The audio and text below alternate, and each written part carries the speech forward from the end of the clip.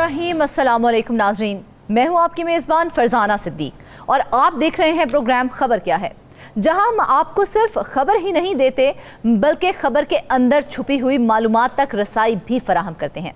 आज के प्रोग्राम में भी ऐसी ही चंद खबरों के साथ आपकी खिदमत में हाजिर हुए हैं। मेरे साथ मौजूद हैं कराची से जाहिद खोखर, शाहिद हुसैन सेलरा और कोयटा से शाह हुसैन तरीन हमें ज्वाइन करेंगे। नाज़रीन, सबसे पहले बात करेंगे कराची की, जहां पर गैर कानूनी कॉल सेंटर्स की भरमार हो चुकी है, जो ना सिर्फ बैनुल अक़वामी फ्रॉड के गढ़ बन चुके हैं बल्कि अब फ्रॉड के इस कारोबार में भारतीय बाशिंदे भी मुलविस हैं। ऐसे ही एक कॉल सेंटर का FIA ने कराची में भी खोज लगाया है, जहां भारतीय शहरियों से मिलकर ना सिर्फ अमरीकी शहरियों को इंश्योरेंस के नाम पर लूटा जाता है बल्कि शहरियों की मालूमात भी चोरी करके आगे बेची जा रही हैं। इसी पर बात करने के लिए हमारे साथ मौजूद हैं शाहिद हुसैन। शाहिद, बताइएगा आखिर ये खबर क्या है और किस तरह से इन कॉल सेंटर्स का सुराग लगाया गया है? जी बिल्कुल, आपका बहुत शुक्रिया। देखिए, आपने दुरुस्त फरमाया, क्योंकि माजी में भी इस तरह के स्कैंडल जो है कराची में रिपोर्ट होते रहे हैं। FIA की जानिब से कार्रवाई की खबरें और जो है कार्रवाई मंजर आम पर आती रही है, लेकिन उसमें खातिर खा नताइज सामने नहीं आए, इसलिए कि कमज़ोर तफ्तीशी निज़ाम और उसके बाद फिर कमज़ोर प्रोसिक्यूशन की वजह से उन मुलजमान को सज़ाएँ नहीं हो सकें, जिसकी वजह से ये जो धंधा था वो ख़त्म नहीं हो सका बल्कि मज़ीद अरूज पकड़ चुका है। गुज़श्ता रोज़ हाई कोर्ट में ये मामला सामने आया कि एक मुलजिम जो कि हिफाज़ती ज़मानत के लिए उसने अदालत से रजू किया, तो उसका मैंने थोड़ा मज़ीद खोज लगाया तो पता चला कि जी वो कॉल सेंटर चलाते हैं गैर कानूनी तौर पर, और उसके बाद फिर उनके साथ ना सिर्फ लाहौर के, कराची के, बल्कि इंडियन बाशिंदे भी मुलविस है, जिसमें एक विक्रम नामी इंडियन शहरी है।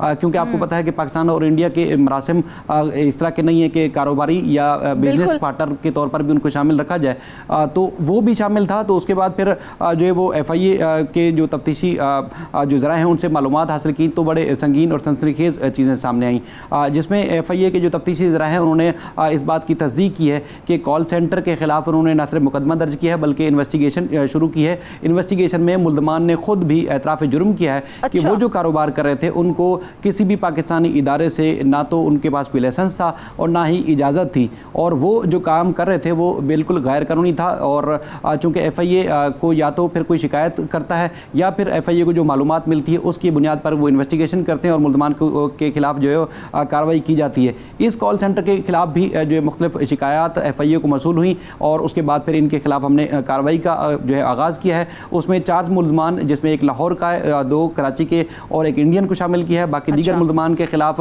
उनको नामज़द नहीं किया, लेकिन वो ज़ेर तफ्तीश हैं, उनके ख़िलाफ़ भी जो है बाकायदा तौर पर कार्रवाई शुरू की गई है, जिसमें पता ये चला कि जी इंडियन और पाकिस्तानी मिलके अमेरिकन के साथ जो है वो कॉल सेंटर के ज़रिए राब्ते करते थे और IP एड्रेस गैर मुल्की शो करते थे और अपने आप को भी पाकिस्तानी नहीं कोई किसी और मुल्क का नुमाइंदा या बाशिंदा बताकर उनसे जो है वो इंश्योरेंस के और मुख्तलिफ तरीक़ों के नाम पर जो है उनसे फ्रॉड किया जाता था। और उसके बाद जो पैसा पाकिस्तान लाया जाता था वो भी हवाला हुंडी के ज़रिए और गैर कानूनी तौर पर भारतीयों की मदद से जो है पैसा पाकिस्तान मुंतकिल किया जाता था। उसके बाद फिर जिस शख्स ने सिंध हाई कोर्ट के 2 रुकनी बेंच जस्टिस नेमतुल्लाह फलपोटो और जस्टिस उमर सियाल की सरबराही में जो बेंच था, हिफाज़ती ज़मानत ली। जब कल मैंने कॉल पर मालूमात हासिल की तो वो तफ्तीश उसने तो ज्वाइन कर ली है, लेकिन FIA के सामने खुद उसने जो है वो इतराफ़ जुर्म कर लिया कि जी बिल्कुल ऐसा होता है कि हमें परमिशन नहीं है, लेकिन काम चूँकि वो कर रहे थे और काम जो है वो जारी था। अब उसमें चूँकि माजी में जो एक प्रैक्टिस रही है अब वो फ्रूटफुल साबित नहीं हुई है, क्योंकि कॉल सेंटर और इस तरह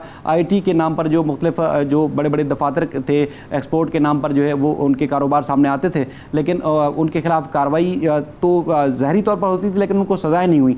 सज़ाएँ ना होने की वजह से फिर देख रहे हैं कि इस तरह के और स्कैंडल बीच में सामने आ रहे हैं, जिसमें अब अमेरिकन, आपको पता है कि जब भारतीय और पाकिस्तानियों का नाम सामने है और उसके बाद फिर अमेरिकन या दीगर ममालिक में पाकिस्तान की खासतौर पर बदनामी का सबब बन रहे होते हैं, तो उनको इस तरह की खुलेआम कारोबार की इजाज़त देना, और चूंकि ये बंकर या किसी गार में तो बैठ के काम नहीं करते, शहरों में बैठ के और खुलेआम सरकारी प्राइवेट इजाज़त तो नहीं है, तो फिर कैसे काम करते हैं ये कॉल सेंटर्स और किस किस्म के फ्रॉड में मुलविस पाए गए हैं?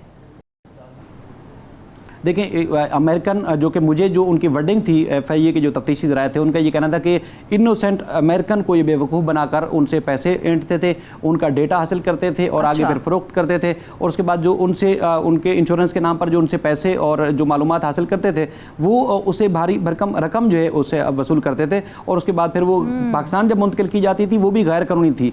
ये उनकी वर्डिंग थी। और उसके बाद चूँकि ये पाकिस्तान में क्राइम है और जो कॉल सेंटर था उसकी भी पाकिस्तानी किसी भी इदारे से उन्होंने लाइसेंस हासिल नहीं किया, तो क्राइम बनता था, इसलिए नामजद किया है मुल्ज़मान को। और मज़ीद हमने तहकीकात का दायरा वसी किया है, चूँकि जो बैंक अकाउंट्स हैं उसमें जो आने वाली रकम थी और उसके बाद फिर इनसे जो रकम जो आती जाती रही हवाला हुंडी के ज़रिए, उसकी भी हम जांच पड़ताल कर रहे हैं। और मुल्ज़मान को जो है ना सिर्फ इनको प्रोसिक्यूट किया जाएगा बल्कि इनको जो है वो सज़ाएँ भी दिलाई जाएंगी। इशू यहाँ यही सामने आता है कि चूँकि मादी में इस तरह की चीज़ें आती रही हैं, तो अब वो उनकी सज़ाएँ ना होने की वजह से रोकथाम जो है नए स्कैंडल्स की मुमकिन नहीं हो सकती। लेकिन शाहिद, जिस तरह से आपने बताया कि बहुत सारी जो है शिकायत मौसूल हुई इन कॉल सेंटर्स के हवाले से, तो जिसके बाद FIA जो है कार्रवाई अमल में ला रही है, तो गैर कानूनी कॉल सेंटर्स के खिलाफ अब तक क्या कार्रवाई की गई है? इब्तदाई तौर पर 4 मुल्ज़मान को नामजद किया गया। एक भारतीय शहरी विक्रम है, एक लाहौर का बाशिंदा है और एक 2 कराची से हैं। बाकी जो फुरकान नदीम शहरी है उसने हिफाजती ज़मानत ली सिंध हाई कोर्ट से। उसके बाद फिर मज़ीद इनके खिलाफ तहकीकात जारी है। जिनको नामजद किया गया है उनसे फ़र्दन तहकीकात जारी है। और ये मुल्ज़मान आज भी मैंने इसका फॉलोअप किया प्रोग्राम से पहले भी, तो बताया गया है कि इन्होंने एतराफ़ जुर्म कर लिया। जो ये कारोबार कर रहे थे, इनको कोई अथॉरिटी नहीं थी, इनके पास किसी किस्म का कोई लाइसेंस नहीं था, किसी इदारे से इजाज़त लेकर नहीं कर रहे थे। जो कारोबार कर रहे थे या अमेरिकन के साथ जो कॉल सेंटर के जरिए डीलिंग कर रहे थे वो मुकम्मल तौर पर गैर कानूनी थी, इलीगल थी। अब ये जो कारोबार है वो एक काबिल एक जुर्म है और इसकी सज़ा बनती है। अब सज़ा के लिए एक लंबा एक प्रोसीजर है, लेकिन मामला ये है कि FIA के कवानीन जो किताबों में है इंतहाई सख्त हैं। लेकिन इस केस में भी FIA के जो तफ्तीशी ज़राए हैं उनका ये दावा है कि हम पुरअज़म है कि ऐसे लोगों को सज़ा दिलवाएंगे। शाहिद, देखा जाए तो ये कॉल सेंटर्स चल रहे थे, लाइसेंस कैसे हासिल कर लिया, किस तरह से कॉल सेंटर डेवलप कर लिया गया? लाइसेंस नहीं हासिल किया गया, बगैर लाइसेंस के ये कारोबार जारी था। ये बार बार मैंने तस्दीक की इस बात की कि क्या इनके पास कोई कारोबार करने का, कॉल सेंटर चलाने का या इस किस्म का बिजनेस के नाम पर जो चीज़ें की जाती हैं, कोई इनके पास अथॉरिटी लेटर था। तो FIA के तफ्तीशी ज़राए ने ये इस बात की तस्दीक की है कि इन्होंने ख़ुद भी जो मुल्ज़मान है इन्वेस्टिगेशन के दौरान इन्होंने तस्लीम किया कि इनके पास किसी किस्म का सरकारी इदारे से इन्होंने कोई जो है वो लाइसेंस हासिल नहीं किया, लेकिन जो काम कर रहे थे वो भारतीय शहरियों के साथ खामोशी से काम चल रहा था। अब कोई नहीं पकड़ रहा था तो इनका काम जारी था। अब FIA ने घेरा तंग किया है तो ज़ाहिर है बुनियादी तौर पर तो इनको जो है वो इनको गिरफ्तारी भी अमल में लाई जा सकती है। जब ये ट्रायल चलेगा तो मज़ीद इनके खिलाफ सख्त से सख्त कार्रवाई हो सकती है। लेकिन यह कि काम ये खुलेआम कर रहे थे, लेकिन इजाज़त के बगैर ये काम जारी था। उसमें आप खुद देखें कि जब भारतीयों के साथ मिलकर ये कारोबार होगा तो जैसे मैंने इब्तिदा में आपको बताया कि पाकिस्तान का भारत के साथ या किसी भी भारतीय शहरी के साथ ना सिर्फ ताल्लुकात ममनून है बल्कि कोई कारोबारी मरासिम भी नहीं रखे जा सकते। शाहिद, जिस तरह से आपने बताया कि इसमें भी भारतीय शहरी मुलव्विस हैं, जबकि उनके साथ तो किसी किस्म का कारोबार भी नहीं कर सकते, बहुत सख्त कवानीन है, तो फ्रॉड में मुलव्विस जो भारतीय शहरी हैं उनकी निशानदेही हो सकी है? एक शहरी की अब तक निशानदेही हो चुकी है जिसमें मुल्ज़मान ने बताया है कि उसका नाम विक्रम है, जिससे IP के ज़रिए कनेक्ट होते हैं कंप्यूटराइज सिस्टम के ज़रिए। और वो जब दूसरे किसी ममालिक या ख़ासतौर पर अमेरिकन से बात की जाती है कॉल सेंटर के ज़रिए तो वो फिर ना पाकिस्तान का IP एड्रेस शो होता है ना इंडिया का शो होता है, वो किसी तीसरे मुल्क का शो करते हैं। वहाँ का अपने आप को बाशिंदा बता के इंश्योरेंस के नाम पर जो है वो इनोसेंट जो अमेरिकन है उनके साथ ये फ्रॉड करते थे। और अब तक ये करोड़ों रुपए का फ्रॉड हो चुका है। और जो पैसा बैंक में मुंतकिल किया जाता है, FIA ज़राए का ये दावा है कि वो पैसा भी इलीगल था, उसकी भी छानबीन जो है वो की जा रही है और इस बात को छानबीन की जा रही है। शाहिद, हमारे साथ ही मौजूद रहिएगा। माहिर कानून बैरिस्टर अली ताहिर साहब ने भी हमें ज्वाइन किया है। सबसे पहले बहुत शुक्रिया सर, आपने हमारे शो में अपना कीमती वक्त दिया। ताहिर साहब, ये कहिएगा कि जिस तरह से ये गैर कानूनी कॉल सेंटर्स हैं ये अब सामने आए हैं, क्या कानूनी कार्रवाई की जा सकती है इन कॉल सेंटर्स के खिलाफ? बिस्मिल्लाहिर्रहमानिर्रहीम, thank you very much for having me on your show. देखिए, पहली बात तो जो मैं समझा हूँ ये तमाम चीज़ों को देखने के बाद वो ये है कि ये कॉल सेंटर्स रजिस्टर्ड नहीं थे। कोई भी कॉल सेंटर जब पाकिस्तान में आता है तो पहले तो उसने पाकिस्तान का जो सॉफ्टवेयर एक्सचेंज बोर्ड है उसके साथ रजिस्टर होना है, उसके वो एक गारंटी लिमिटेड है पाकिस्तानी हुकूमत की। उसके बाद उसने PTA से अपने IP एड्रेस की वाइट लिस्टिंग भी करानी है, मगर ये छोटी ऑफेंस है, इसको तो आप साइड पे रख सकते हैं। लेकिन रजिस्ट्रेशन के बाद बाकी जो सारी कार्रवाई हो रही है ये पीका के अंदर जो है वो बिल्कुल प्रॉपरली उसके कन्फाइंस के अंदर आ जाती है, और डाटा थेफ्ट से लेकर इसको स्पूफिंग, साइबर स्टॉकिंग, तमाम चीजों के अंदर इसको लिया जा सकता है, जिसके अंदर बड़ी सख्त जो हैं वो सजाएं मौजूद हैं। अच्छा। अगर ये 3-3 साल की सजाएं भी इनको होती हैं तो वो कंसेक्यूटिवली रन करती हैं, तो ये तो 12 से 15 साल की ऑफेंस जो है ये ऑलरेडी कमिट कर चुके हैं। और इसके अंदर जो एक अहम बात है वो ये है कि ऑल्दो ये सारी जो पावर है एक्सरसाइज करने की ये FIA के पास है, मगर पीका के तहत जो है सिर्फ 3 ऐसी ऑफेंसेज हैं जो कॉग्निजेबल हैं। कॉग्निजेबल से मुराद ये है कि जिनके ऊपर डायरेक्ट गिरफ्तारी डाली जा सकती है, जिसके अंदर साइबर टेररिज्म है, dignity and modesty of natural persons है, और क्रिमिनल इंटिमिडेशन है। ये कॉग्निजेबल है। बाकी तमाम से पहले आपको अदालत के थ्रू वारंट लेना है और उसके बाद जो है वो गिरफ्तारी डालनी है। तो मेरे ख्याल में यहाँ पर कानून में भी एक सकम है कि चूंकि जो है ये बड़ी एक ग्रेवियस और हीनियस किस्म की जो है क्राइम यहाँ पर हो रहा है, लोग खून कर डाटा थेफ्ट में मुलविस हैं, लोगों की पूरी लाइफ सेविंग, कई ऐसे भी मैंने केस देखे कि पूरी लोगों की लाइफ सेविंग्स ही वो उड़ा के ले गए। तो मेरे ख्याल में इसको कानून को और जरा सख्त बनाने की भी जरूरत है, और मेरे ख्याल में इस केस को बिल्कुल मंतकी अंजाम तक पहुंचाना चाहिए। एक इसके अंदर बड़ा एडिड एलिमेंट ये भी है कि जिस तरह अभी शाहिद साहब अभी बता रहे थे कि वो इंडिया से राब्ते में हैं और उसके बाद जो है वो फॉरेनर्स को निशाना बना रहे हैं, तो ये तो पाकिस्तान का एक जो हमारे का बाइस बन रहा है, बिल्कुल है, हमारा एक रिस्पेक्ट है, वो पहले ही बड़ा फैदमेबल नहीं है, आपको पता है। उसको अगर और इफेक्ट किया जाता है तो मेरे ख्याल में तो इसको बड़ा स्ट्रिक्टली इसको ऑफेंसेस को डील करना चाहिए। अच्छा अली ताहिर साहब, ये भी बताइए कि जिस तरह से इसमें गैर मुल्की मुलव्विस पाए गए हैं, तो हुकूमत पाकिस्तान जो है उनके खिलाफ भी कोई कार्रवाई अमल में ला सकती है, कोई कानूनी चाराजोई की जा सकती है उनके खिलाफ?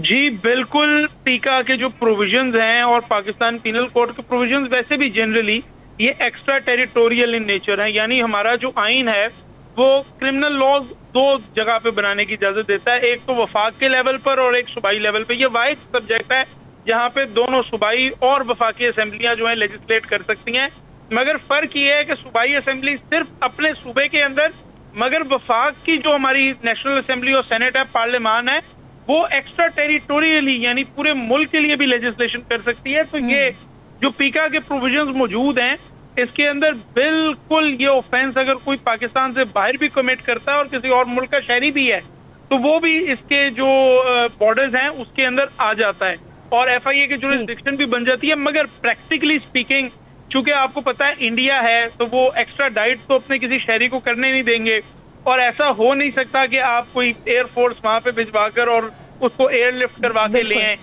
ये भी कोई इसका भी कुछ ज्यादा प्रोबेबिलिटी नहीं है। तो मेरे ख्याल में जाहिर है वो जो विक्रम है उसके खिलाफ शायद एक्शन हो ना सके, मगर कानून के अंदर प्रोविजन जरूर मौजूद है। और इसका फिर तरीकाकार ये है कि जो इंटरनेशनल पुलिसिंग ऑर्गेनाइजेशन है जिसको आप इंटरपोल कहते हैं आम लफ्जों में, उसके तहत उसको मांगा जाए, उसको पाकिस्तान बुलाया जाए और वो यहाँ पर एक फेयर ट्रायल जो हमारे आइन के तहत तमाम जो ना सिर्फ पाकिस्तानी शहरियों के लिए बट दुनिया में से कहीं कोई भी आए उसके लिए फेयर ट्रायल के प्रोविजंस हैं, वो अपना फेयर ट्रायल फेस करेगा।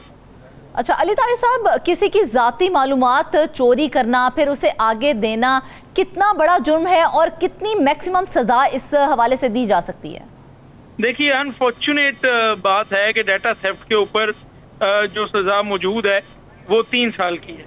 मेरे ख्याल में इसको कई गुना ज्यादा होना चाहिए, मगर एज द लॉ स्टैंड्स वो इतनी है। लेकिन इसमें इस बात को भी आप मद्देनजर रखिए कि ये अगर एक शख्स से किया है तो फिर उसका क्वांटम ये बनता है, अगर ये आपने 10 लोगों के साथ किया है तो जाहिर है वो फिर 30 साल बन जाती है। तो मेरे ख्याल में तो जो मैग्नेमिटी है जो हमें अभी तक रिपोर्ट्स मिली है और कर्टसी ऑफ शाहिद साहब हमें ये रिपोर्ट्स मिली हैं, तो मेरे ख्याल में तो ये बड़ी जो है मिलिशियस किस्म की ऑफेंसेस हो गई हैं। और ये अगर 10 से 12 विक्टिम सामने आ गए तो ये तो 30-40 साल की जो है सेंटेंसेस इनके बन जाएंगे। बिल्कुल। शाहिद अली ताहिर माहिर कानून हमारे साथ मौजूद हैं, सवाल कीजिएगा उनसे कोई। जी, ایک سوال یہ بنتا ہے جس میں چونکہ جو متاثرین ہیں وہ غیر ملکی ہیں، جس میں زیادہ تر تو بتایا گیا ایف آئی اے کی طرف سے کہ امریکن ہیں، تو کیا ان کا گواہی کے لیے یا اپنا ایف آئی اے کو بیان ریکارڈ کروانا ضروری ہے، یا ایف آئی اے کے پاس اختیار ہے کہ وہ بیان ریکارڈ نہیں کرواتے تب ان کے خلاف جو ملزمان ان کے خلاف ایک مؤثر کارروائی کیسے کر سکتا ہے ایف آئی اے؟ نہیں دیکھیے، میرے خیال میں اگر وہ بیان ریکارڈ نہیں کرائیں گے تو اس سے جو کیس ہے وہ بڑا کمزور پڑ جائے گا. تو میرے خیال میں چونکہ وہ کمپلیننٹس ہیں اور ان کے ساتھ جو ہے وہ فراڈ بھی ہوا ہے، تو میرے خیال میں تو ان کو موٹیویٹ کرنا چاہیے، انکریج کرنا چاہیے کہ وہ آئیں اور اپنی گواہی جو ہے وہ لازمی یہاں پر جو ہے وہ ریکارڈ کروائیں. اور میں آپ کو اپنے ایکسپیرینس سے بتا سکتا ہوں کہ میں جس وقت لنڈن میں ایک دفعہ گیا ہوا تھا تو ایک میرے اوپر ریسسٹ حملہ ہوا اور کچھ مجھے تھوڑا سا جو ہے وہ ناک پہ چوٹ بھی لگی. تو میں نے تو وہاں پولیس کو کمپلین بھی کی تھی اور اپنا بیان بھی ریکارڈ کروایا تھا. تو یہ تو میرے خیال میں ضروری ہے کہ جو وکٹمز ہیں ہم انہیں بتائیں کہ ہمارا قانون ان کو پراپرلی پروٹیکٹ کرے گا، مگر اس کے اندر ان کی کوآپریشن بھی جو ہے وہ بھی ساتھ ریکوائرڈ ہوگی، تاکہ یہ ایک مضبوط ترین کیس بنا کر عدالت کے سامنے رکھا جائے اور پھر ان لوگوں کو سزائیں جو ہیں وہ پروبیبلٹی کے ساتھ ہوں.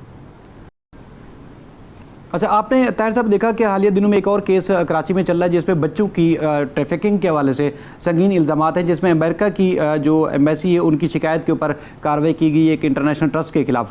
تو یہ اگر امریکن شکایات بار بار ایف آئی اے کو کر رہے ہیں تو اس کا مطلب یہ ہے کہ یہاں سے پاکستان سے ان کے ساتھ یا ان کے شہریوں کے ساتھ جو فراڈ ہے وہ بڑے پیمانے پر ہو رہا ہے. جی بالکل، نظر تو یہی آتا ہے، چونکہ وہ ایمبیسی خود جو ہے وہ ایک طرح سے جس کو آپ کہیں کہ کمپلیننٹ تو آپ شاید اس کو نہیں کہیں، بٹ جو فرسٹ انفارمیشن ہے وہ ایمبیسی کی طرف سے ہی آئی ہے جس کے اوپر یہ ساری کارروائی ہوئی ہے. البتہ ایک سب جوڈس میٹر ہے، دیکھنا پڑے گا اس کے اندر کہ کیا انویسٹیگیشن ہو کر سامنے آتی ہے اور کورٹ جو ہے وہ کس نتیجے پہ پہنچتی ہے. لیکن اس کے اندر یہ میں ضرور شاہد صاحب اس پوائنٹ پہ جو ہے بتاتا چلوں کہ یہ ڈیٹا تھیفٹ جو ہے یہ تو بڑا چھوٹا آفینس ہے، مگر چائلڈ ٹریفکنگ جو ہے یہ تو بہت ہی ایک ہینیس آفینس ہے اور اس میں تو ظاہر سزائے موت بھی اٹریکٹ ہوتی ہے. تو اس کو تو کسی صورت بھی جو ہے وہ لائٹلی نہیں لیا جا سکتا. اور میرے خیال میں اگر کوئی بھی چائلڈ ٹریفکنگ یہاں سے ہوئی ہے اور وہ پروٹوکولز اور پروسیجرز جو پٹ ان پلیس ہیں ایڈاپشن کے حوالے سے وہ اس کے بعد ہوئی ہے، تو جو میکسیمم سینٹینس لا جو ہے وہ پرووائڈ کرتا ہے وہ ایپلیکیبل ہو جاتا ہے. تو آپ سمجھتے ہیں کہ چونکہ جگ ہنسائی ہو رہی ہے پوری دنیا میں، پاکستان کی بدنامی ہو رہی ہے، چاہے چائلڈ ٹریفکنگ کا معاملہ ہو یا اس طرح غیر ملکیوں کا ڈیٹا چوری کر کے آگے فروخت کرنے کا ایشو ہو، اس میں ایف آئی اے کے ساتھ تمام جو اسٹیک ہولڈر ہیں ان کو مل کے اس طرح کے فراڈ کرنے والے جو کال سینٹر ہیں یا کچھ اور لوگ ہیں ان کے خلاف بھرپور کارروائی کی جائے؟ جی بالکل، میں ظاہر ہے ریزنیبلی جیسے کوئی بھی ایک آدمی جو ہے، میرا نہیں خیال کہ وہ اس بات سے کوئی اتفاق نہیں کرے گا یا اس کے اندر جو ہے وہ کوئی اختلاف کرے گا اس بات سے. میرے خیال میں تو بالکل یہ ایک ہمارے ملکی وقار کی بات ہے، ملکی عزت کی بات ہے، ہماری ایک نیشنل ڈگنیٹی کی بات ہے. میرے خیال میں تو ہمارے جو ادارے ہیں ان کو یہ گارنٹی کرنا چاہیے، انشور کرنا چاہیے کہ ان آفینسز کے اندر تو خاص طور پر کنوکشنز بھی ہوں اور کنوکشنز ہونے کے بعد جو ہیں وہ سزائیں بھی عمل میں لائی جائیں. بالکل، سزائیں بھی عمل میں لائی جائیں تو ہی کچھ سامنے آ سکتا ہے. شاہد، آپ نے بھی علی طاہر صاحب کی بات سنی، لیکن ایک چیز جو اس میں بہت بیسک ہے وہ یہ ہے کہ عام شہریوں کا ڈیٹا کسے اور کیوں فروخت کیا جاتا ہے، یہ کال سینٹرز ایسا کیوں کر رہے ہیں، کیا اس کی تفصیلات سامنے آ سکی ہیں؟ دیکھیں، بنیادی جو چیز ہے وہ تو پیسہ ہے، پیسے کے لیے سب کچھ کیا جا رہا ہے، پیسے کے بغیر تو کچھ نہیں کیا جا رہا ہے. لیکن اس طرح کے فراڈ کی روک تھام کے لیے اب ایف آئی اے کے جو ذرائع ہیں وہ دعویٰ کرتے ہیں ہمیں جہاں جہاں سے شکایات موصول ہو رہی ہیں ہم ان کے خلاف بھرپور کارروائی کر رہے ہیں، اور ان کے خلاف جو ہے نہ صرف کارروائی بلکہ دیگر جو کال سینٹر ہیں ان کے خلاف بھی ہم کارروائی کر رہے ہیں. چونکہ اب جانچ پڑتال اور اس کے بعد بھی جو چونکہ ایف آئی ٹی کا جو قانون تھا وہ بھی اب لاگو ہے، اس کے لیے مانیٹرنگ تمام اداروں نے سخت کی ہوئی ہے. تو اس لیے اب ان کو چھوڑا نہیں جائے گا. ایسے لوگ یا ان کے ساتھ جڑے جو دیگر لوگ ان کے خلاف جو ہے کارروائی ہوگی. آپ کو پتہ ہے کہ جہاں پاکستان کا ایشو ہوتا ہے تو وہاں پر انڈیا کی طرف سے بھرپور ہمیشہ سنگین الزامات عائد کیے جا رہے ہیں، اور جو پاکستانی انڈین کے ساتھ مل کے پاکستان کے خلاف دنیا بھر میں اس طرح کی چیزیں کریں. تو اب اداروں کا یہ بھی دعویٰ ہے کہ اب ان کو بھی جو ہے وہ کٹہرے میں لایا جائے گا تاکہ سزائیں ہوں اور آگے مزید اس طرح کے کرائم کی جو ہے وہ روک تھام کی جا سکے. ہو کے اپنا کام کر کے ایک سائیڈ پہ ہو جاتا ہے، لیکن پاکستان جو ہے اس کا نام بدنام ہو جاتا ہے. ٹھیک ہے شاہد، بیرسٹر علی طاہر ماہر قانون ہمارے ساتھ موجود تھے، اس حوالے سے ہمیں اپنی رائے दे रहे थे। प्रिया सर, आपके वक्त का। नाजरीन, इन तमाम गैर कानूनी कॉल सेंटर्स के खिलाफ अगर फौरी तौर पर कोई कार्रवाई अमल में ना लाई गई तो ये आगे भी पाकिस्तान की बदनामी का बायस बन सकते हैं। वापस आएंगे एक ब्रेक के बाद।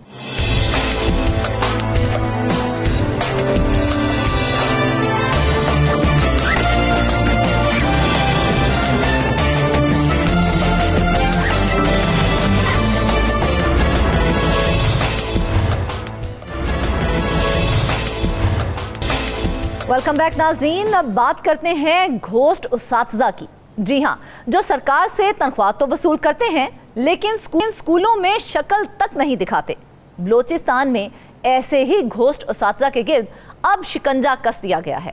8,000 से जायद स्कूलों में 24,000 से जायद उस्ताज़ा तैनात हैं।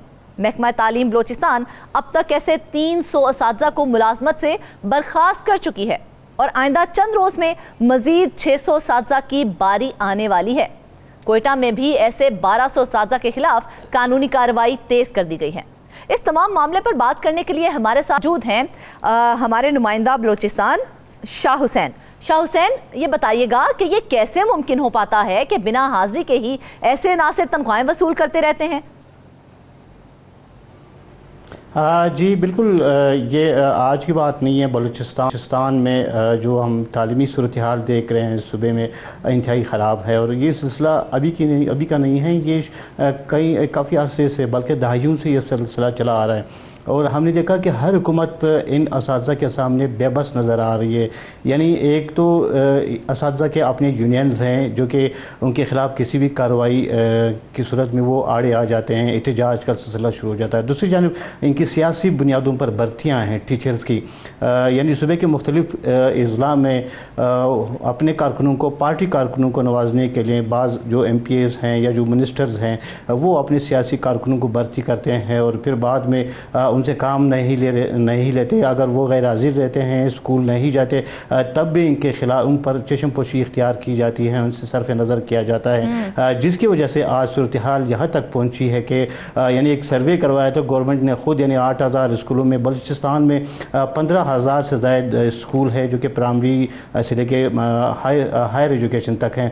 इनमें मैं आपको बताऊँ कि जो सूरत हाल है, जो मिसिंग फैसिलिटीज़ है, यानी ख़ुद गवर्नमेंट के आदाद शुमार हैं कि 48,000 टीचर्स दस्तयाब है यहाँ पे जो कि नाकाफ़ी हैं और तकरीबन 4,000 असातिज़ा जो है वो हर साल रिटायर हो जाते हैं, अपनी बालाई उम्र के बालाई हद को पहुँच के रिटायर हो जाते हैं। यानी इन ये जो अज़ला है, ख़ासकर नसीराबाद डिवीज़न के जो अज़ला है, जाफ़राबाद ज़िला कच्ची, नसीराबाद, यहाँ पे तो सूरत हाल ऐसी है कि जो स्कूल्स हैं वो बाज़ इलाकों में तो मेहमान खाने बने हुए हैं बासर अफराद के, और या तो जानवरों के बाड़े बने हुए हैं अफराद के।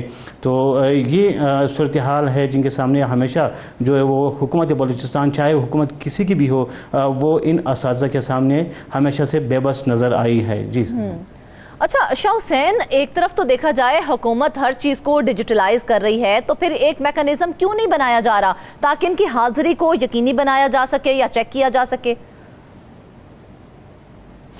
इसी चीज़ को लेके ही अब जो महकमा तालीम है, इनका एक MIS सिस्टम है, इंफॉर्मेशन मैनेजमेंट सिस्टम है, जहाँ पे सारी कलेक्शंस जो है, सारे आदाद शुमार ख़ुद गवर्नमेंट जो है ना इकट्ठा किया हुआ है। और अब जो फैसला किया है मौजूदा जो हुकूमत है, वज़ीर आला सरफराज बुगटी की हुकूमत ने, इस हुकूमत ने ये फैसला किया है कि चाहे कुछ भी हो, जो भी गैर हाज़िर टीचर्स हैं उनको बरतरफ किया जाएगा। और इसी सिलसिले की कड़ी में अब तक 300 से ज़ायद असातिज़ा जो है वो बरतरफ किए जा चुके हैं, जबकि मज़ीद जो 1200 असातिज़ा हैं उनको भी उनके खिलाफ भी कानूनी कार्रवाई तेज़ कर दी गई है और उनको नोटिस भी हो चुके हैं कि वो या तो स्कूल में हाजिर हो जाएं या फिर बरतरफी के लिए तैयार हो जाएं, उनको भी मुलाजमतों से बर्खास्त कर दिया जाएगा। क्योंकि हुकूमत समझती है कि जब तक सिस्टम ठीक नहीं होगा, असातिज़ा की हाज़िरी यकीनी नहीं बनाई जाएगी, तब तक बलूचिस्तान में जो तालीम के मकासद हैं, चाहे जितना भी बजट इसके लिए रखा जाए, उसके मकासद हासिल नहीं किए जा सकते। हर टीचर जो है वो उसका स्कूल में होना लाजमी है। यानी मैंने आपको अवदाद शुमार बताएं कि 15,168 टोटल स्कूल है बलूचिस्तान में, 2 करोड़ की आबादी है, यानी 11 लाख से ज़ायद बच्चे जो है वो स्कूल से बाहर है, आउट ऑफ स्कूल्स है बच्चे।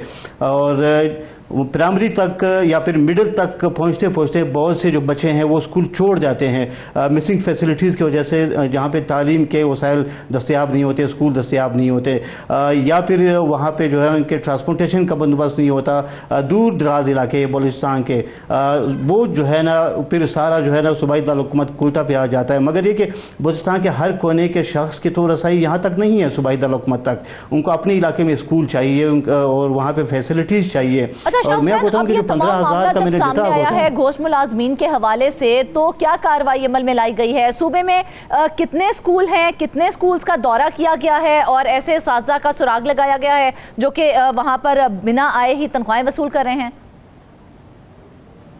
जी, जैसा कि बताया मैंने आपको कि 8,000 स्कूलों में सर्वे करवाया गया था हुकूमत की तरफ से एक, तो इसमें 24 से 2,400 जो वहाँ पे असातिज़ा जो थे वो गैर हाजिर पाए गए, यानी मुस्तकिल गैर हाजिर पाए गए।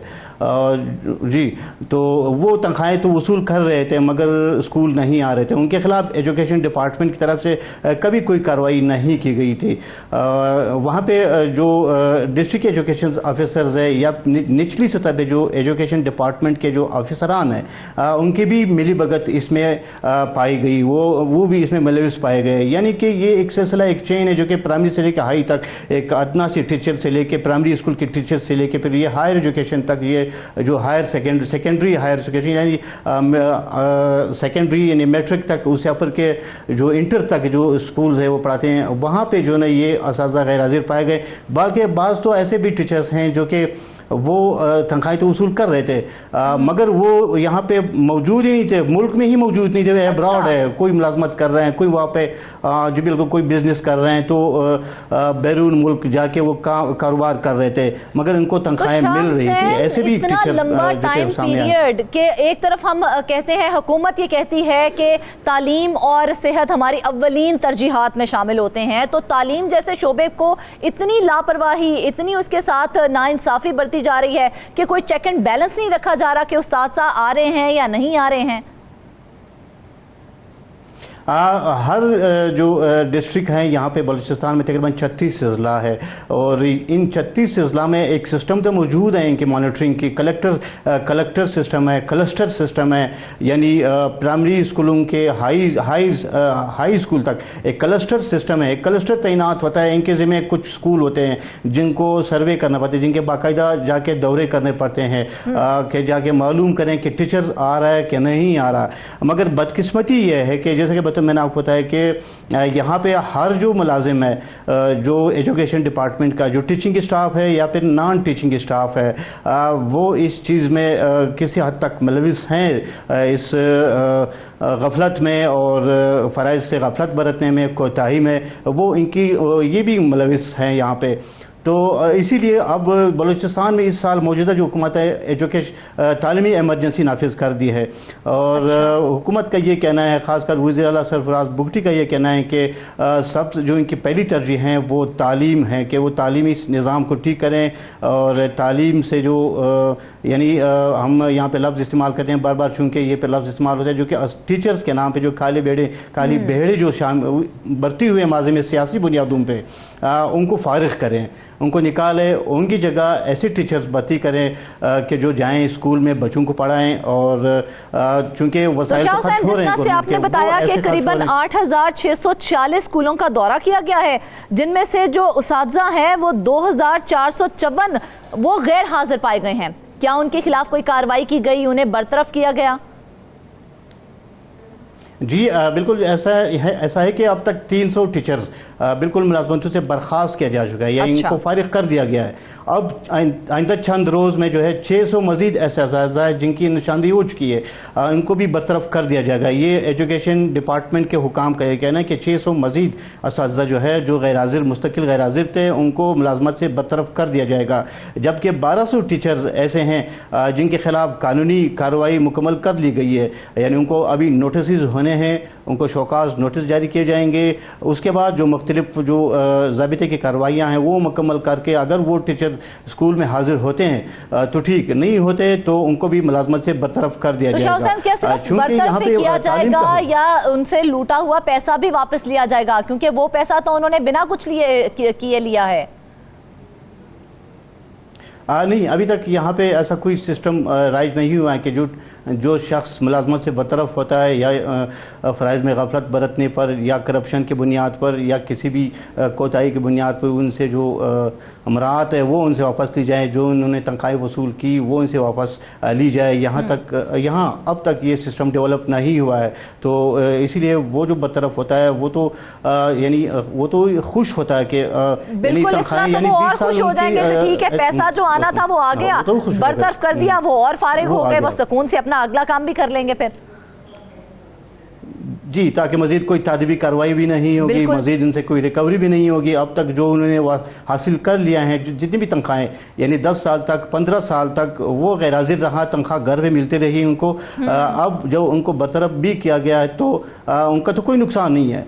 जो उन्होंने तो वैसे भी कोई और काम करना है, उन्होंने वैसे भी तिजारत करनी है, उन्होंने वैसे भी जाके सियासी बुनियादों पर कहीं और भी काम करना है, तो इसीलिए उनका कोई नुकसान नहीं है। नुकसान है गवर्नमेंट का, नुकसान है आवाम का, नुकसान है इन बच्चों का, इन वालिदैन का, जो कि गवर्नमेंट के आसरे पे वो स्कूल भेजते हैं बच्चों को। यहाँ पे इस गुर्बत के इस दौर में, माशी बदहाली के इस दौर में कि गवर्नमेंट इतना खर्च कर रही है तालीम के ऊपर, मगर उसके मकासद हासिल नहीं हो रहा है। यानी इस सिस्टम में बड़े पैमाने पर सर्जरी की ज़रूरत है, तालीमी निज़ाम की बड़े पैमाने पर सर्जरी की ज़रूरत है। अगर गवर्नमेंट को अपना तालीमी निज़ाम ठीक करना है तो सबसे पहले जो टीचर्स गैर हाजिर हैं उनको हाजिर करना पड़ेगा कि वो जाके बाकायदा। अब जब मामला संगीन सूरत-ए-हाल इख्तियार कर चुका है, हुकूमत को थोड़ी बहुत होश आई है, तो क्या महकमा तालीम हाजिरी पर चेक एंड बैलेंस के लिए अब कोई सिस्टम बना रहा है?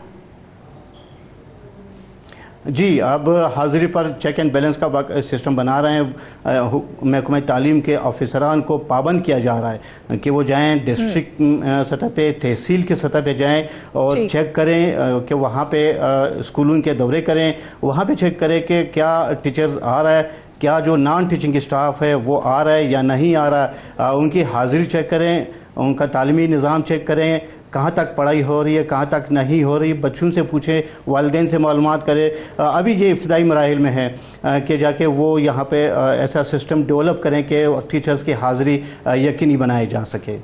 बिल्कुल, इस हवाले से पूरा एक मैकेनिज़्म तैयार होना चाहिए और हुकूमत को होश के नाखून लेने चाहिए, क्योंकि जो कल के हमारे मेहमान हैं अगर वो इसी तरह से गफलत का शिकार होते रहे तो आने वाला मुस्तकबिल जो है उन मासूम बच्चों का या तो हमें गलियों में दिखाई देगा या फिर किसी वर्कशॉप पे बैठा हुआ दिखाई देगा। तालीम से उनका कोई लेना देना नहीं होगा। इस हवाले से हुकूमत को सोचना चाहिए। नाज़रीन, वापस आएंगे एक ब्रेक के।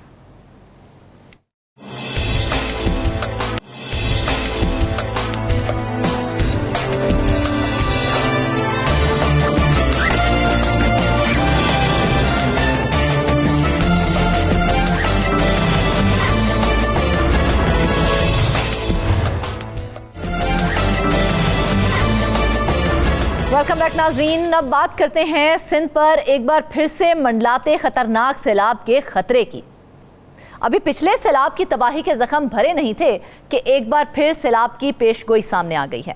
पीडीएमए ने जुलाई में कराची, हैदराबाद, लाड़काना, सक्खर और मीरपुर खास में अर्बन फ्लडिंग के शदीद खतरात भी जाहिर किए हैं।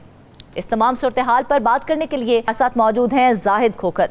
जाहिद, सिंध में रवा सीजन कितनी बारिशें मुतवक्का हैं, क्या कहना है एनडीएमए का?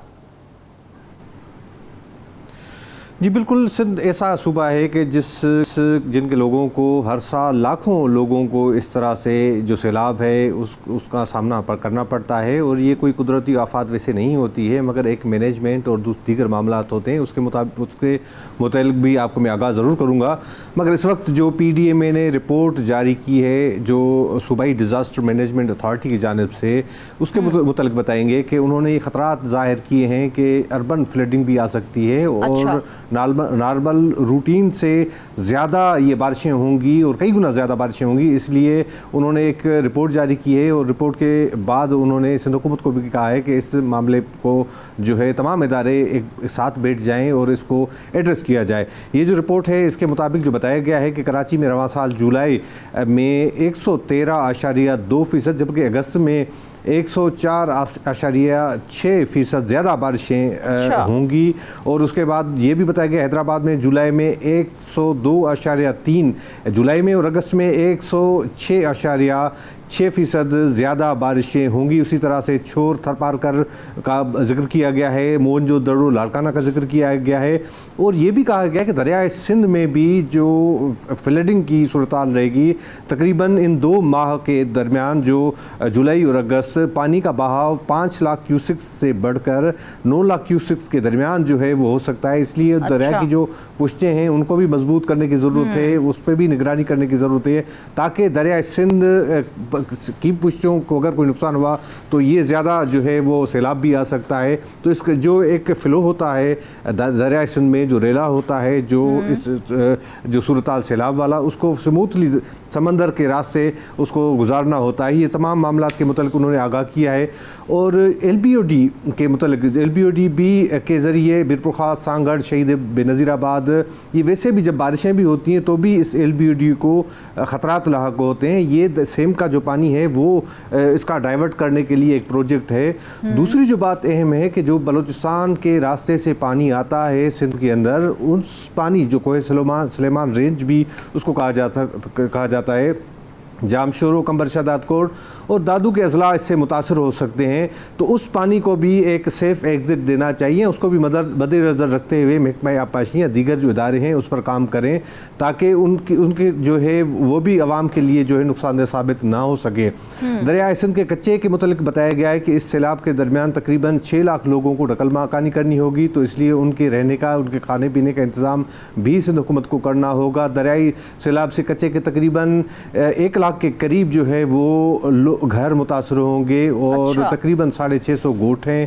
9 لاکھ ایکڑ فصلیں جو ہیں جو لوگ کرتے ہیں وہاں پر کچے کے علاقے میں، وہ بھی تباہ ہوں گی۔ تو مزید انہوں نے یہ بھی کہا ہے کہ جو مختلف ادارے ہیں، محکمہ بلدیات ہے، آبپاشی، ریونیو، ان تمام اداروں کو آن بورڈ رکھا جائے تاکہ اس صورتحال کو جو ہے فیس کیا جا سکے۔ اب میں آپ کو بتاتا ہوں کہ 2 سال تقریباً قبل ہی 2022 میں یہ سیلاب آیا تھا، اور شدید ترین سیلاب تھا۔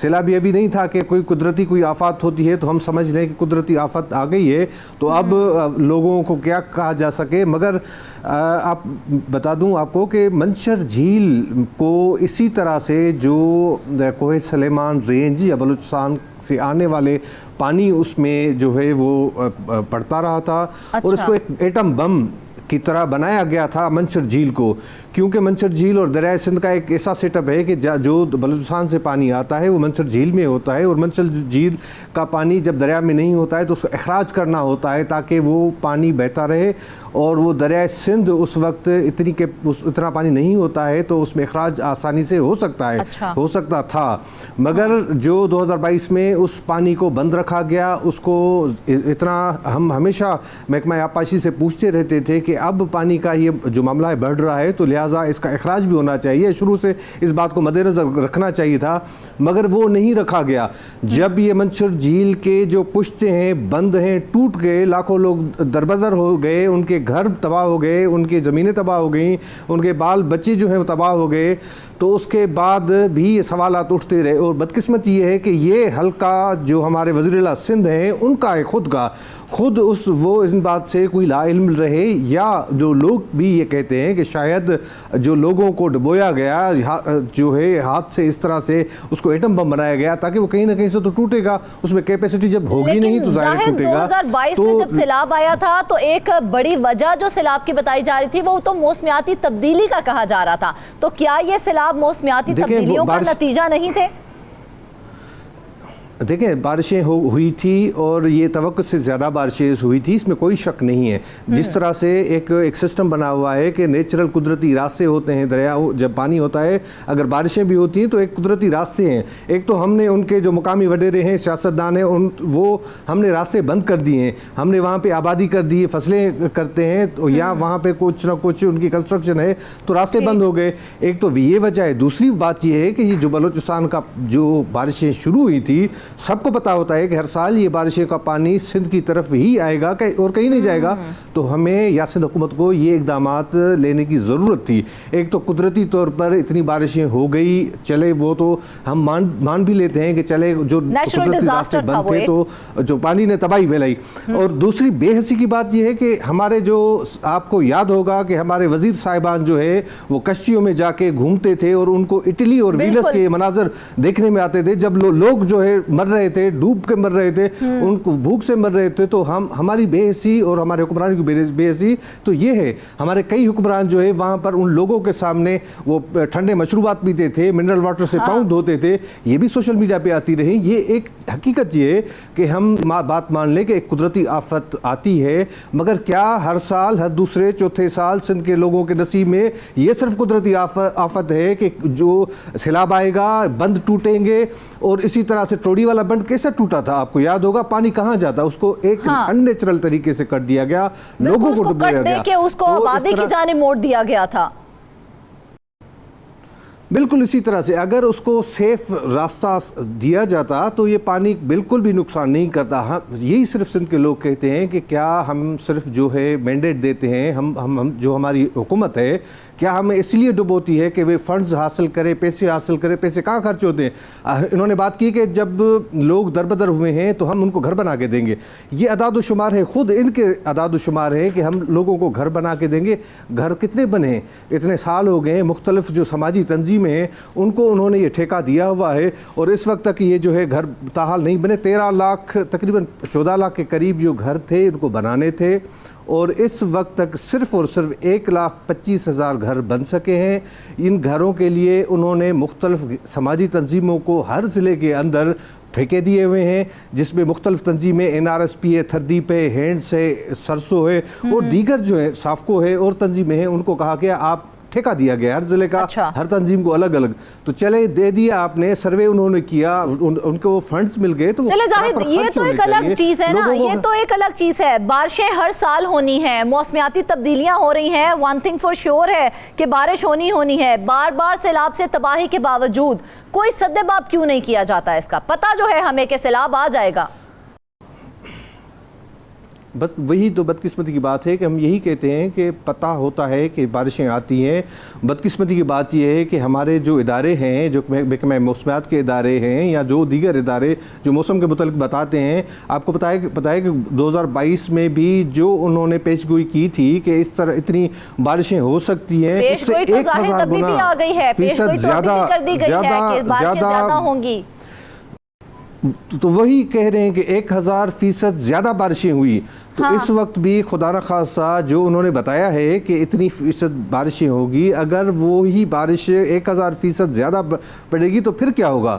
یہاں پر جو لوگ ہیں کراچی کے اندر، اگر اربن فلڈنگ آئے گی تو وہ غریب آدمی متاثر ہوگا جو روز کی جو ہے اپنے بچوں کے لیے روٹی کماتا ہے. اگر یہی فلڈنگ اگر گاؤں دیہات میں آتی ہے تو وہی اس مزدور کا ہاری کا جو ہے وہ فصل بھی تباہ ہوگی، وہ گھر بھی تباہ ہوتا ہے اور کوئی متاثر نہیں ہوتا ہے. ہمارے حکمران تو مناظر دیکھنے کے لیے اپنی کشتیوں میں، لانچز میں جائیں گے، پھریں گے اور ان کو فنڈز ملیں گے، بالکل واپس آ جائیں گے. مگر بات یہ ہے کہ لوگ سندھ کے پوچھتے ہیں کہ ہم نے کون سا گناہ کر دیا ہے کہ جو ہے ہم آپ کو اس لیے مینڈیٹ دیتے ہیں کہ ہر سال ہر دوسرے چوتھے سال ہمارے ڈبو کے پھر آپ فنڈز حاصل کریں اور ان کی مستقل بنیادوں پر ان کا کوئی حل بھی نہیں نکال رہے ہیں. آپ اگر ان بارشوں کے بعد سیلاب کے بعد یہ تمام حکمران وہاں جاتے ہیں اور دیکھتے ہیں، سروے کرتے ہیں، فنڈز لیتے ہیں اور کھا جاتے ہیں. سیلاب کی تباہی سے پہلے ضروری اقدامات کیوں نہیں کرتے ہیں؟ نہیں کرتے ہیں. اس لیے آپ جب سیلاب آتا ہے آپ ان کی کیمپس کا دورہ کریں کہ لوگ جو ہیں جانور بھی نہیں رہ سکتے ہیں. ان لوگوں کے بچے جو اپنی عزت نفس بے کبھی انہوں نے کمپرومائز نہیں کیا اپنے بچوں کے ساتھ, اپنی خواتین کے ساتھ. ایک روایت ہوتی ہے, ایک کلچر ہوتا ہے لوگوں کا, کسی کے پاس نہیں جاتے ہیں مگر وہ مجبوری میں ان کیمپس میں جب آتے ہیں, سرکاری عمارتوں کے اندر وہ جو کیمپ کی جاتی ہیں وہاں پر ان کو کھانے کے لیے نہیں ہوتا کچھ, ان کو ادویات نہیں ہوتی, ان کی حالت اسی جانوروں سے بدترین ہوتی ہے. یہ بے حسی کی حد ہوتی ہے. اگر آپ ان کے پاس ان کو کھانا مہیا ہوتا ہے تو شاید وہ کوئی جانور بھی وہ کھانا نہیں کھا سکے, اور ان کے نام پہ جو جتنے فنڈز آتے ہیں وہ ہڑپ کیے جاتے ہیں. ایک بے حسی کی حد ہوتی ہے. مختلف پورشنز ہوتے ہیں ان کے کہ چلے قدرتی آفت آ گئی تو ان کو ریسکیو کے معاملات پہلے شروع میں ہوتے ہیں کہ ان کو نکالے وہاں سے, پھر ان کی بحالی کی بات ہوتی ہے. ہر جو اسٹیج ہے اس میں کرپشن ہوتی ہے. اور دوسری بات میں آپ کو بتا دوں کہ پی ڈی اے میں کئی سالوں سے ہمارے ڈی جی صاحب ایک بیٹھے ہوئے ہیں, اور وہی ڈی جی صاحب اربوں روپے اسی طرح سے ہر جو قدرتی آفت آتی ہے وہ جاری ہوتے ہیں, پتہ نہیں ہوتا ہے کہ وہ خرچ کہاں پر ہوتے ہیں.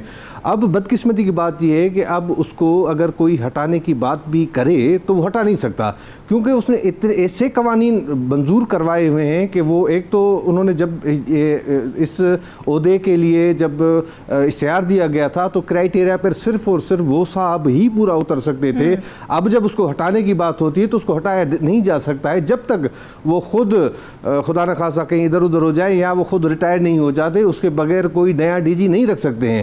تو یہ جب معاملات ہیں آپ فرد واحد کو اتنا پروٹیکٹ کریں گے, اور ادارے جو ہیں کسی فرد واحد کے لیے, کچھ افسران کے لیے اور کچھ اشرافیہ کے لیے کام کریں گے, ان کے مفادات کے تحفظ کے لیے بات کریں گے, کام کریں گے, تو پھر کیا ہوگا. تو اسی طرح ہم امید کرتے ہیں کہ ہمارا المیہ ہے کہ سانپ گزر جاتا ہے بعد میں لکیر کو پیٹا جاتا ہے, جب کچھ ہو جاتا ہے اس کے بعد اس پہ افسوس کیا جاتا ہے. اب تو جو پیش گوئی کر دی گئی, جو گزشتہ ہو گیا سو ہو گیا, اب اس کا تو کوئی سد باب نہیں ہے. لیکن اب جو موجودہ پیش گوئی کی گئی ہے اس حوالے سے آبی گزرگاہوں کی کیا صورتحال ہے؟ کیا ان پر کوئی کام کیا جا رہا ہے؟ اب کچھ نہیں کام ہوا ہے اب اس وقت تک کوئی کام اس طرح سے پروجیکٹ آنے چاہیے تھے کہ چلے جو گزرگاہ ہیں وہ کوئی اس طرح سے ان پر کام ہوتا. محکمہ آبپاشی بھی پوائنٹ آؤٹ کرتا کہ ان گزرگاہوں سے اگر بارش بھی ہوتی خدا نخواستہ تو ان کو پانی کو ایک راستہ دیا جائے. پانی کہیں نہیں جائے گا اگر اس کو آپ کوئی راستہ نہیں دیں گے. ایک سسٹم ہوتا ہے تو پانی تو ادھر ہی موجود رہے گا. اگر اربن فلڈنگ کی ہم بات کرتے ہیں, کراچی کے اندر بھی ایسے معاملات ہیں کہ وہاں پر رہائشی سوسائٹیز بن گئی ہیں, آپ ان کو کیسے ہٹا سکتے ہیں؟ ایک یہ ہے کہ کراچی کے اندر تو سب سندھ حکومت کا تمام کا فوکس ہوتا ہے, یہاں پر لوگ جو ہیں مشینری بھی ہوتی ہے, سب کچھ ہوتا ہے, ایک دو دن کے اندر پانی نکال بھی لیتے ہیں. مگر جو گاؤں دیہات ہیں وہاں پر تو ہمارا میڈیا بھی نہیں جاتا. ہمارا میڈیا صرف شہروں تک محدود ہوتا ہے. حقیقت یہ ہے جو فیکٹ ہے کہ ہم صرف شہر کے اندر جو صورتحال ہے وہ دکھاتے ہیں. شہر سے باہر نکلنے کے لیے ہمیں جو ہے نہ ٹائم ہوتا ہے, نہ ہمیں کوئی فرصت ہوئی, نہ ہی ہماری کوئی پریورٹی ہوتی ہے شاید. تو اس لیے ان گاؤں دیہات میں جتنے لوگ ہیں وہ مر رہے ہوتے ہیں, ان کو تو ہم فوکس بھی نہیں کرتے ہیں. تو ان کو پانی کیسے نکالیں گے جب تک یہ خود قدرتی طور پر نہ سوکھے؟ تو ان کو ایڈریس کرنے کی ضرورت ہے. اور یہ بھی میں آپ کو بتا دوں کہ کچھ روز قبل بھی چیف سیکرٹری کے زیر صدارت اجلاس ہوا تھا, اور ان میں بھی تمام یہ متعلقہ اداروں نے شرکت کی, ایون صوبائی وزراء نے بھی. اور آج کی بھی یہ اطلاعات ہیں کہ وزیر اعلیٰ سندھ صاحب کی زیر صدارت یہ اجلاس ہے, اس میں این ڈی اے میں کے وفاقی کچھ نمائندے ہیں وہ بھی شامل ہو رہے ہیں. اور اس میں یہ دیکھا جائے گا کہ کس طرح سے اس صورتحال سے نمٹا جائے. اربن فلڈنگ آ جاتی ہے, کراچی کے اندر کے بھی ایسے حالات ہیں. اگر کراچی میں بھی اس طرح سے نہیں ہے کہ جو گزرگاہیں ہیں راستے ہیں وہ بالکل پانی کے بند ہیں, مگر یہ ہے کہ مشینری لگا کے کچھ نہ کچھ کر کے کراچی کے اندر تو پانی نکال لیتے ہیں. اس طرح کے اجلاس ہوتے ہیں. مگر بات یہ ہے کہ لوگوں کو واقعی حقیقی طور پر نکالنے کے حوالے سے کوئی اقدامات کیے جا رہے ہیں کہ نہیں کیے جا رہے ہیں وہ ہمیں نظر نہیں آتے. تو اس لیے پھر بھی مجھے جو ہے بہت افسوس ہو رہا ہے. ہم لوگوں کو دیکھتے ہیں اس طرح تڑپتے ہوئے لوگوں کو دیکھتے ہیں, بچوں کو دیکھ رہے ہوتے ہیں. سیلابی پانی کو روکنے کے لیے کوئی کام ہم نے کیا ہی کرنے ہیں, اس کو تو رہنے ہی دیں. تو کیا نکاسیہ آپ کے لیے ایل بی او ڈی نالے کی بہتری کے لیے کوئی کام کیا گیا ہے کہ اسی کو بہتر کر لیا جائے؟ دیکھیں یہ ایل بی او ڈی اور اس کے بعد آر بی او ڈی جو بنایا گیا تھا, یہ بدقسمت جو لوگ زمینیں اس میں آتی تھیں وہ زمینیں ان اشرافیہ کے لیے, ان وڈیروں کے لیے تو اربوں روپے انہوں نے کمائے. اتنے فراڈز اور اتنے جو ہے کرپشن کے معاملات آئے بھی صحیح, مگر وہ آپ کو پتہ ہے کہ پھر بند ہو جاتے ہیں. کوئی بھی ادارہ ہو, وہ بھی نیب کے اندر کئی معاملات تھے, آر بی او ڈی کے حوالے سے بھی, ایل بی او ڈی کے حوالے سے, بھئی لوگوں کے تحفظ کے لیے, لوگوں کی سہولت کے لیے آپ منصوبے بنا رہے ہیں. یہ منصوبے بدقسمتی سے خاص طور پر سندھ کے اندر, یہ تو پھر ان منصوبوں کی آڑ میں جتنی کرپشن ہوتی ہے تو وہ اس کو تو دیکھا نہیں جا سکتا.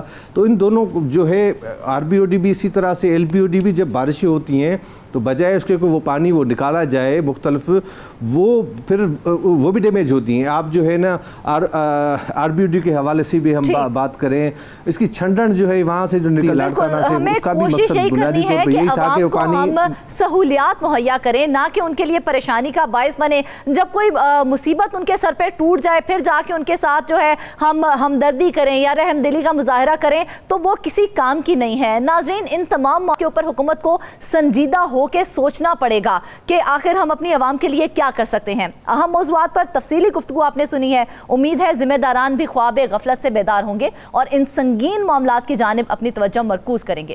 یہاں پروگرام کا وقت ختم ہوا چاہتا ہے. مزید اچھی خبروں کے ساتھ جلد دوبارہ حاضر ہوں گے. اپنا خیال رکھیے گا. اللہ حافظ.